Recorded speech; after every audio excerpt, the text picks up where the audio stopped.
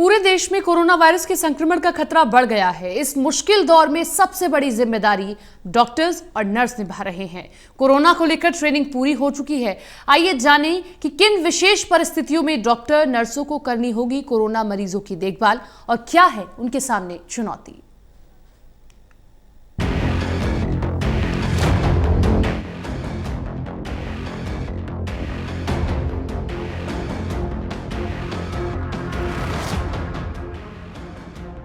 Corona corona corona, जहां देखो वहां कोरोना। कोरोना जिसने पूरे देश में हाहाकार मचा रखा है, पूरी दुनिया में कहर ढा रखा है। ये वायरस जिसने मौत का तांडव दिखाया है। कोरोना वायरस जो अब महामारी बन चुका है। हर कोई इस वायरस से दहशत में है, दहशत के साए में जीने को मजबूर है। कोरोना का इलाज अभी तक मिला भी नहीं है। बस इसमें सावधानी बरतने की जरूरत है, क्योंकि सावधानी से ही इस वायरस का इलाज संभव है। इस सबके बीच कोरोना की लड़ाई बड़ी चुनौती बनी हुई है। सबसे बड़ी चुनौती है डॉक्टर्स के सामने।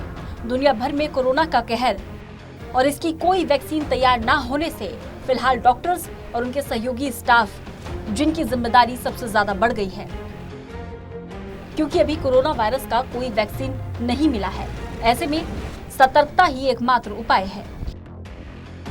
कोरोना संक्रमण के बढ़ते खतरों के बीच सरकारी अस्पतालों में आइसोलेशन वार्ड बना दिए गए हैं, जहां कोरोना संक्रमण से संभावित लोगों को लाकर टेस्ट किया जा रहा है।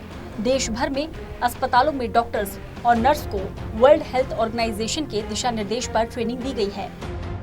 अगर कोई ऐसा पेशेंट आता है जिसमें कोरोना के लक्षण हैं, तो सबसे पहले उसके सैंपल लेने होते हैं।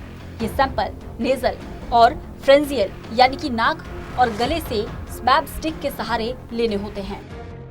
इसलिए उसके सैंपल लेने के लिए एक पूरी किट तैयार करनी होती है। इस किट की पूरी लेबलिंग होती है।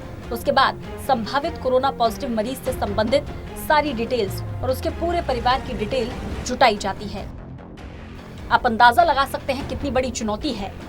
ये चुनौती सिर्फ यहाँ तक ही नहीं है, आगे भी सुनिए सारी लिखा पढ़ी के बाद। नर्सें पीपीआई यानी कि पर्सनल प्रोटेक्टिव इक्विपमेंट किट ये पहनकर सैंपल लेती हैं। इस किट में gown, boot, cap, N95 mask, gloves और गॉगल्स होते हैं। उस किट को पहनकर दोनों स्वैब से सैंपल लेकर उसे पोलियो वैक्सीन कैरियर की तर्ज पर तैयार बॉक्स में आइस पैक के साथ रखना होता है।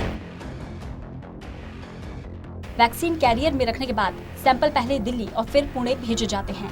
ये सैंपल आइस पैक में ही पुणे तक भेजे जाते हैं ताकि सैंपल सेफ और जांच के लिए उपयुक्त हो। इस बॉक्स की तैयारी भी पीपीआई किट पहनने के बाद ही करनी होती है।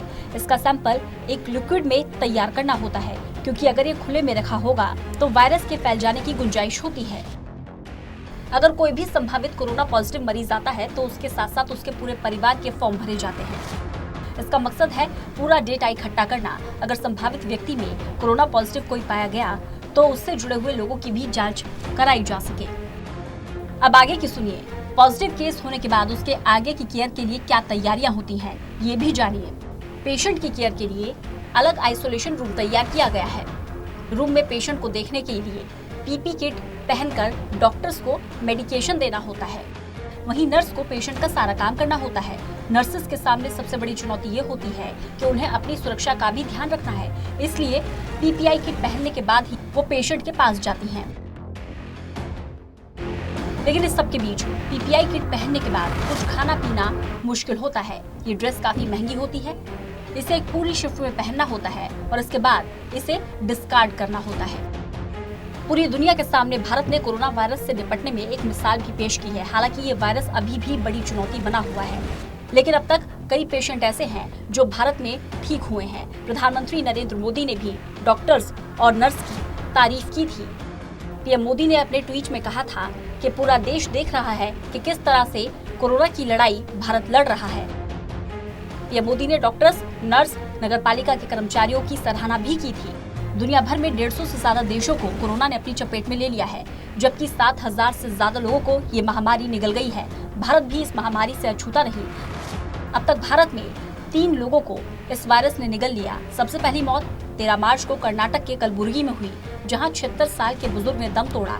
इसके बाद दूसरी मौत दिल्ली में 68 साल की महिला की हुई और तीसरी मौत मुंबई में 64 साल के मरीज की हुई है। Special desk, total news.